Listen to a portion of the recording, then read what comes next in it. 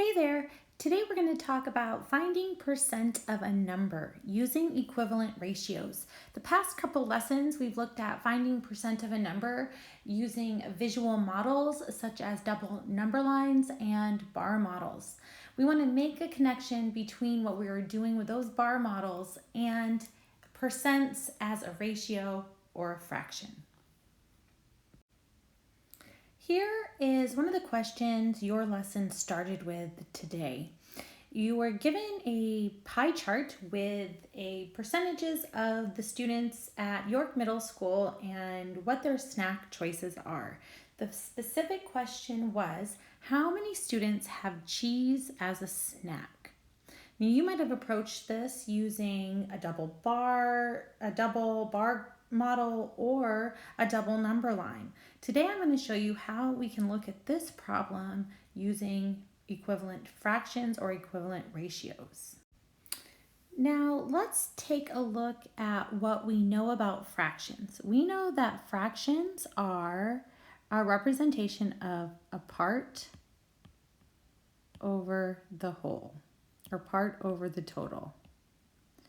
We know also that in terms of our percentages, our part is the percent over the total of 100%. Now, when we look at this side by side as equivalent fractions or equivalent ratios, we can easily plug in some of our numbers to this equation and solve this way. So, taking a closer look at our questions, how many students have cheese as a snack? The first thing I really want to think of is, what is the total amount of students that we're talking about here? What is my denominator going to be? And in this case, there were 300 students at York Middle School. We don't know how many of those have cheese as a snack. Right now, we can say question mark.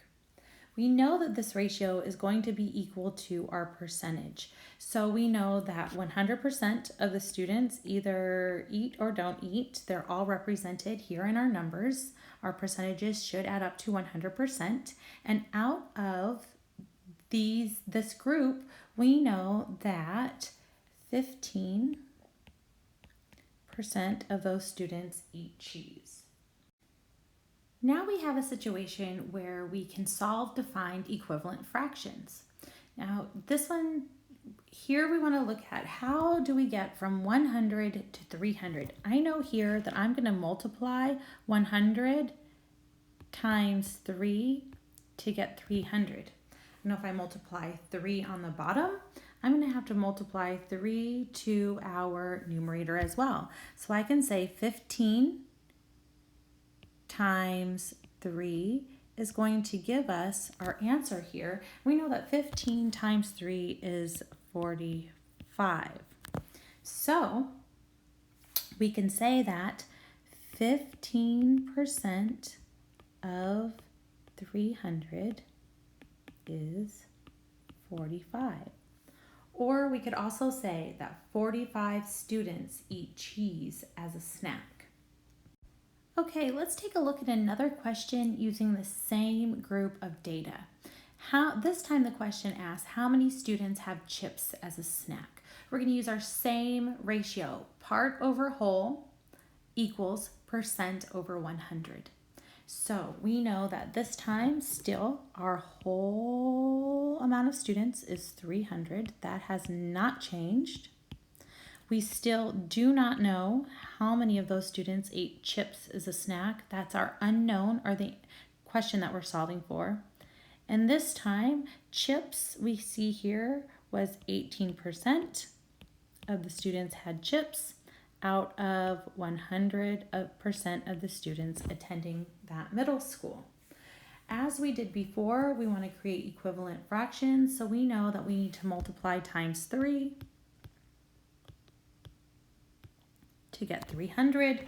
We also need to multiply 3 times 18 to find out what is 18% of 300. And we can easily do that math and find that 54 is equal to 18 times 3. So we know that 18% percent of 300 is 54. Or 54 students at York Middle School eat chips as a snack. Let's take a look at another example of this type of problem using a different set of data, something that you might find familiar in your own lives. The scenario here is a class took a math test with 20 questions. The following are the scores some students received. Juan received an 85%, Julie a 60%, and Marco a 95%.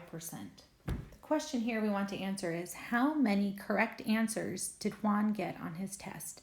How many points did he get correct out of 20? So we want to take a look at our ratio here. A part over total equals percent over 100. Now we know here that our total amount of questions that Juan had on his test was 20. We don't yet know how many of those questions he received correct.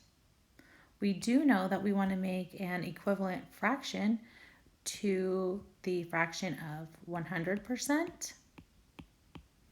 And what was his score? He received 85%. So he received an 85% out of 100%. How many questions does that equal to? So I see here, if I were moving forward, I know that 20 times 5 equals 100, right? That's how we get our 100%. Now we're not going to multiply 85 times 5 to find out how many questions Juan received, because we need to reduce our number. We increase to go from 20 to 100, so we need to decrease to go from 85% down to the amount of questions that he received correct. If we multiply to go forward, we're going to divide to go backwards. So we can say that 85 divided by 5 is equal to 17. So we know that Juan answered 17 out of 20 questions correct to get an 85% on his quiz. So if we're going to answer this, we could say Juan got 17 questions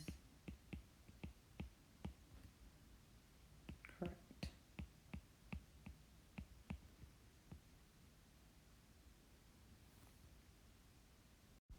Okay, using this group of data one more time, let's look at a new question. How many correct answers did Marco get on his test? Using the same strategy here, part over whole equals percent over 100. Again, Marco and Juan both had the same amount of questions, which was 20 total questions. We know that answering 20 of those questions would be equivalent to getting a 100%. Marco was close. He got a 95% out of 100. So we want to know, how many questions correct did Marco get? Now again, we know that we multiplied times 5 to get to 100. It won't make sense for us to multiply 95 times 5, so we are going to work our way back and we're going to divide. 95 divided by 5 equals 19. So we know that 19 of the questions were answered correctly for Marco's quiz. Marco answered 19 questions correctly. We can see 19 over 20 is the same as saying 95%. And there you have it, folks. Today you found out how to find the percent of a number using equivalent ratios.